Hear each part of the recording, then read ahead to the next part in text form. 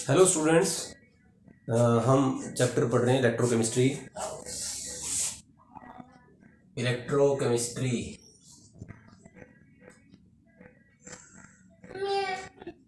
इसमें हमने कुछ डेफिनेशंस पढ़ ली थी, जैसे ओम्स लॉ कर लिया था, रेजिस्टेंस, रेजिस्टिविटी, कंडक्टेंस, कंडक्टिविटी। तो उसको ही कंटिन्यू करते हुए हम आज करेंगे specific conductance. What is specific? No, equivalent conductance, sorry. Specific conductance मैंने आपको करा दिया था। Equivalent conductance, what is equivalent conductance? Equivalent conductance क्या होता है? It is the conductance of the solution. ये सॉल्यूशन की कंडक्टेंस होती है कब? जब आप उसके अंदर 1 ग्राम इक्विवेलेंट कोई भी इलेक्ट्रोलाइट डाल दें।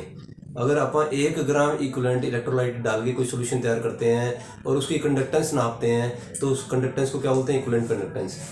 It is the conductance of the solution, conductance of solution produced by adding. It is the conductance of the solution produced by adding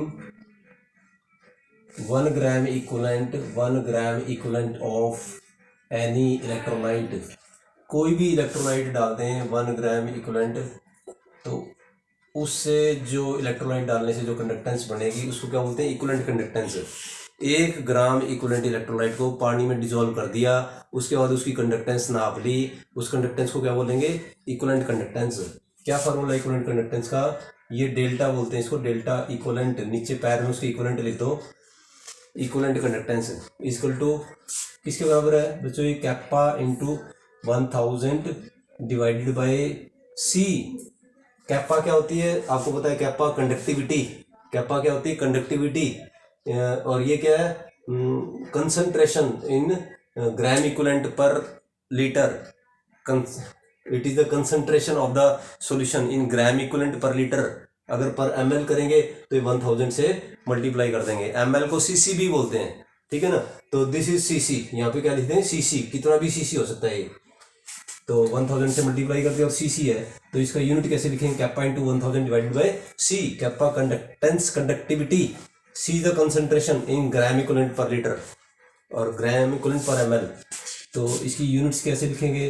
kappa की यूनिट क्या होती है? ओम इनवर्स और सेंटीमीटर इनवर्स। तो ohm inverse -1, centimetre -1। Ohm inverse, centimetre inverse. और ये सी क्या unit होगी? Centimetre CC, centimetre cube divided by gram equivalent, number of gram equivalents. तो इसको बनाएंगे अपन ओम इनवर्स, सेंटीमीटर इनवर्स और ये सेंटीमीटर स्क्वायर हो गया, सेंटीमीटर स्क्वायर। और ये ग्राम इक्विवेलेंट को ऊपर ले जाएंगे तो ग्राम इक्विवेलेंट पर ग्राम इक्विवेलेंट ऐसे हो जाएगा। तो this is the unit of equivalent conductance, ohm inverse centimetre square पर ग्राम इक्विवेलेंट। ये याद रखनी है, अपने बहुत ज़्यादा आती है कंपटीशन में और थ्योरी में भी आती है। तो it is very very important. Equivalent conductance. इसी तरह से मोलर कंडक्टेंस होता है एक। What is molar conductance? Molar conductance, what is molar conductance? It is the conductance of any solution produced by dissolving 1 mole of any electrolyte in it. 1 mole electrolyte को पानी में dissolve कर दिया और उसकी कंडक्टेंस नाप ली, तो जो कंडक्टेंस आई उसको क्या बोलते हैं? Molar conductance. It is the conductance of any solution. It is the conductance of any solution, conductance of any solution produced by dissolving, conductance of any solution produced by dissolving 1 mole of electrolyte, 1 mole of any electrolyte। 1 मोल कोई भी electrolyte जब आप dissolve कर देते हैं तो जो conductance आती है उसको क्या बोलते हैं? Molar conductance. 1 मोल इलेक्ट्रोलाइट डिसॉल्व करने से जो कंडक्टेंस बनती है उसको क्या बोलते हैं? Molar conductance. कैसे? फार्मूला क्या है उसका? डेल्टा मोल डेल्टा उल्टा भी लिखना है, इसको डेल्टा बोलते हैं, मोलर इक्वल टू सेम है, कोई दिक्कत नहीं है, सिर्फ चेंज क्या आएगा into 1000, kappa into 1000 divided by C. What is C? C is the concentration in mole per litre, mole per litre. अगर आप ml लेंगे या cc लेंगे तो 1000 से मल्टीप्लाई कर देंगे। तो इसका क्या फार्मूला बनेगा, इसका यूनिट क्या बनेगा, कैप्पा का क्या यूनिट होता है, ohm inverse centimetre inverse, ohm inverse centimetre inverse, और सीसी के लिए क्या लेंगे, सेंटीमीटर क्यूब, और डिवाइडेड बाय क्या लेंगे, मोल, मोल। ठीक है, तो क्या बन जाएगा इसका unit, ohm inverse centimetre inverse, centimetre sorry square, centimetre square और पर मोल, मोल ऊपर आ गया तो पर मोल हो गया, ओम इनवर्स सेंटीमीटर स्क्वायर पर मोल, ये यूनिट हो गया इसका। ठीक है ना। तो what is equivalent conductance, what is molar conductance, their units, इनके यूनिट बहुत ज़्यादा इंपॉर्टेंट है, आपको बार बार बता रहा हूँ मैं, ये आपने याद करने हैं, these are very very important. एक छोटा सा टॉपिक करेंगे, नेक्स्ट टॉपिक करेंगे, calculation of conductance, how we can calculate the conductance in the laboratory. Laboratory में कंडक्टेंस कैसे नापेंगे हम, किसी भी इलेक्ट्रोलाइटिक सेल की, किसी भी सेल की कंडक्टेंस कैसे पता लगाएंगे लैब में। Calculation of conductance,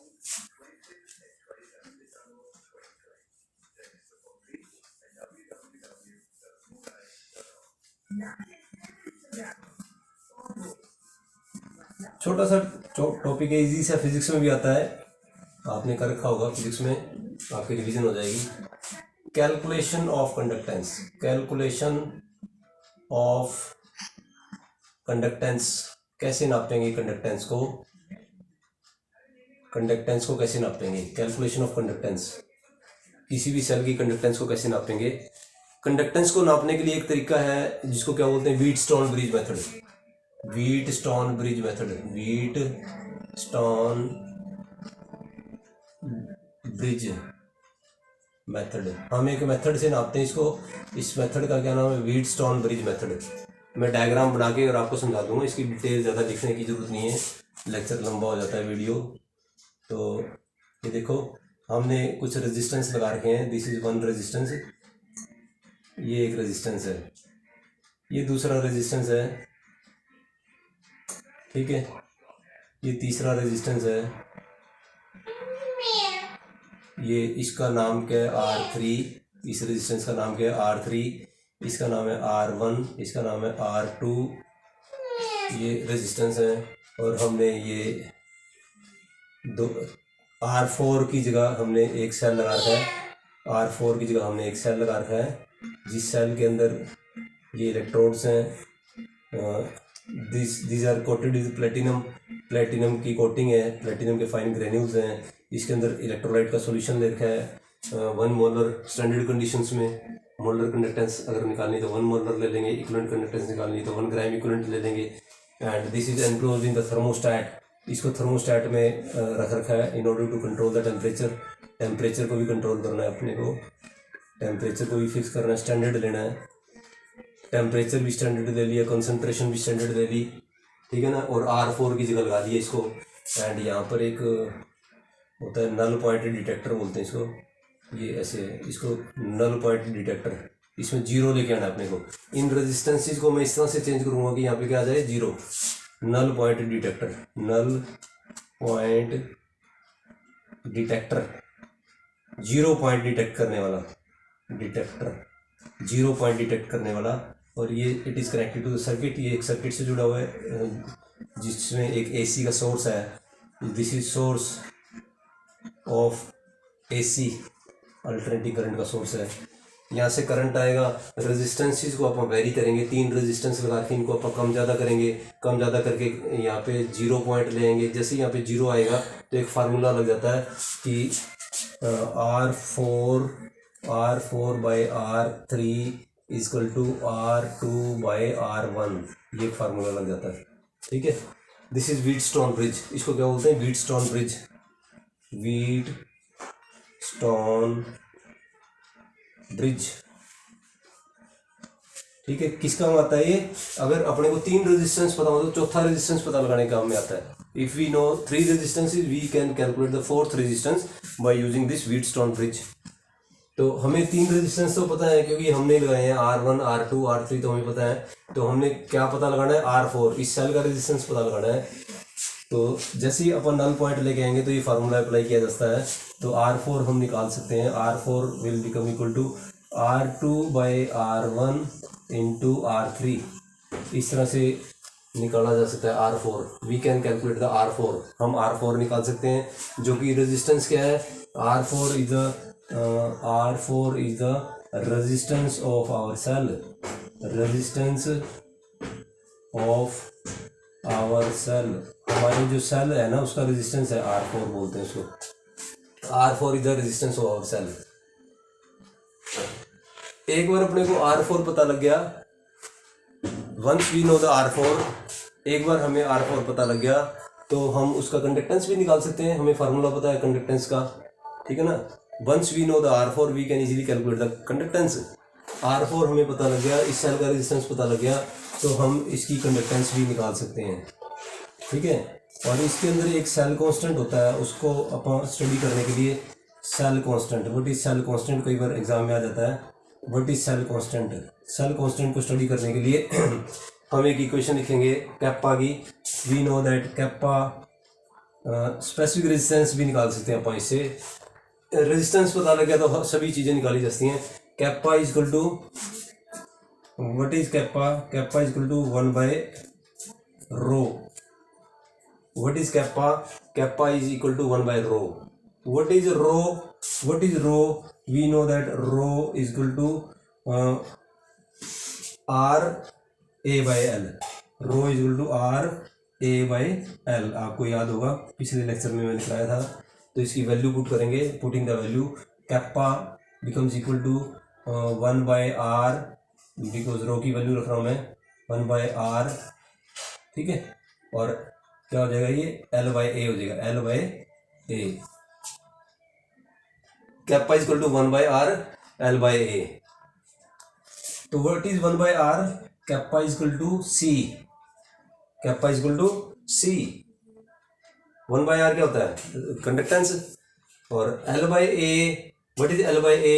it is very difficult to measure the L by A। L by A हर केस में नापना बड़ा मुश्किल है क्योंकि लंबाई कुछ भी हो सकती है, सेल टेढ़ा मेढ़ा भी हो सकता है, किसी भी साइज़ का हो सकता है। तो ये बहुत मुश्किल होता है नापना। तो इसको अपन क्या कह देते हैं? कांस्टेंट कर देते हैं। It is constant.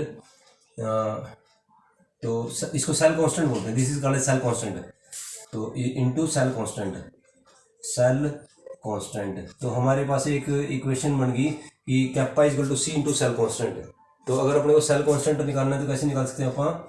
Cell constant में बी कैलकुलेटेड एज कैप्पा और C। कैप्पा और C, सेल कांस्टेंट क्या होता है? कैप्पा और C। तो इसको लिखें अपन सेल कांस्टेंट। सेल कांस्टेंट, वैसे सेल कांस्टेंट क्या होता है? L बाय A, याद रखो। सेल कांस्टेंट क्या होता है? L by A। कंपटीशन में आ सकता है what is cell constant. Cell constant का दूसरा फार्मूला ये है kappa by C। Specific conductance by conductance. Specific conductance, अगर किसी सेल की अपने को स्पेसिफिक कंडक्टेंस पता हो, अगर किसी सेल की स्पेसिफिक कंडक्टेंस पता हो और उस सेल की कंडक्टेंस पता हो तो we can calculate the cell constant. Cell constant L by A होती है। सेल कांस्टेंट का दूसरा फार्मूला क्या है? Specific conductance divided by conductance. मैंने आपको निकालने का तरीका भी बता दिया। तो इस वीडियो को ध्यान से देखें, बार बार देखें और अच्छी तरह से प्रैक्टिस करें। बाकी नेक्स्ट वीडियो में करेंगे। Thank you.